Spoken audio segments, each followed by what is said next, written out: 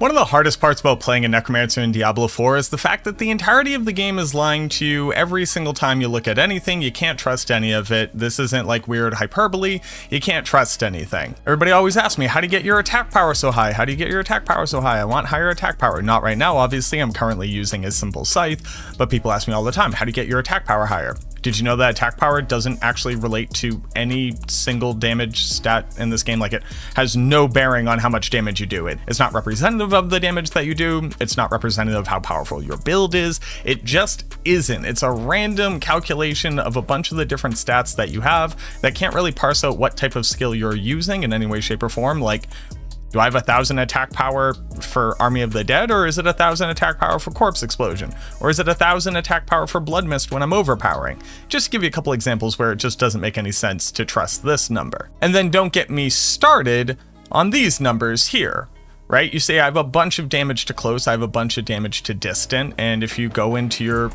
if you go into your skill tree here, you'll realize that you can have points in Death's Reach, which says you deal 12% increased damage to distant enemies. A ton of people think that, oh, this is just 12% damage to distant, or it just multiplies my damage to distant monsters, when in reality it doesn't actually do either one of those things. It just says if a monster is distant, you gain a 1.12 multiplier, as opposed to what the character screen would lead you to believe, which is that it either gives you 12% damage to distant if you have no other stats, or if you have some damage to distant, it multiplies it. Just completely wrong. Now, one of the biggest things that I've been getting actually about on Reddit and online, just kind of across the board, is that you can only stack 5 corpse explosions. It's so crappy. You can only have 5 corpse explosions on a monster at any given time. That's BS. You can absolutely have as many corpse explosions as you can possibly cast, as fast as you can cast them, as long as they don't run out while you do it. And if you don't believe me, I can understand why. Because when you cast multiple corpse explosions, as you continue to cast them, the old graphics for the previous ones go away. He said, look, when I cast 5 corpse explosions and I cast the 6th one, the first one goes away. Purely just a visual thing. The damage is still there. It's still being applied to the target. You can't believe anything that you can see in the game. The only thing that you can seemingly trust is damage values on monsters. So when the game says you do this much damage to the monster and it shows it on the screen, it appears to be representative of how much life that they lose. So what I want to do is I just want to show you some quick footage of me casting Corpse Explosion on some wolves, and then we can kind of go through it and see the fact that absolutely greater than 5 instances of ticking damage are on the wolves simultaneously, because I kind of just want to put this one to bed.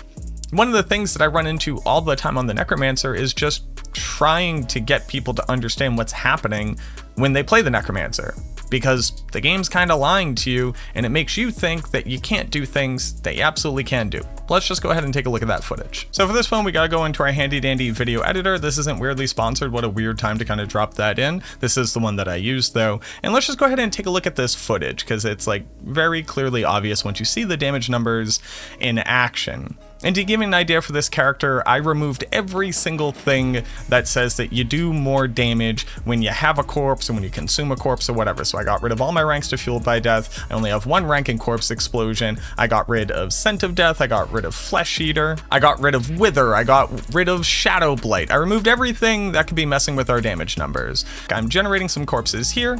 I'm just going to cast 1 Corpse Explosion so you can see the damage on the targets.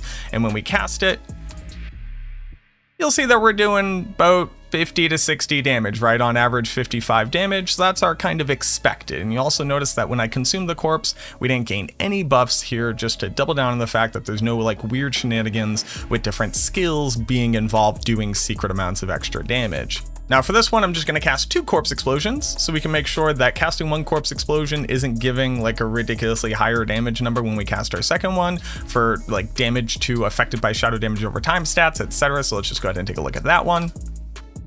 1, 2, and once the damage numbers kind of settle, you'll see we're doing 100 damage to 120 damage. So that looks like 50 to 60 average damage doubled, right? That's what we're expecting. That's absolutely what we're looking for here. So here I cast the corpse explosions with a little bit of time stretched out in between them, so you get a much better sense of the damage increasing per tick per corpse consumed. So we have our first corpse consumed, our second corpse consumed, our third corpse consumed. We're up to 140 to 170 damage. Sounds like 50 to 60 multiplied by 3 on average. We're getting there. Our fourth corpse consumed. We've actually consumed our fifth corpse as well, so we're going to see that on the next damage tick, but this is after 4 corpses consumed, about 200 to 220 damage. Here you see we're up to 280 damage. Now we're up to 300 damage. Now we're up to 350 to 380 damage. And you'll notice in between those 2 ticks there, so if I go back, you'll see on that tick, only about 360 damage. On the next tick, that was 418 damage. That's because the first corpse explosion has actually fallen off at this point. But if we're doing on average 50 to 60 damage, if we were to take that and divide that into 420, nice, or 400 damage, right, that same kind of average range, you'll notice that that can't possibly be 5 times 50 to 60 average damage, right? We literally have to have more than 5 total corpse explosions on these targets to be up in the greater than 400 damage range. There we tick a little bit higher.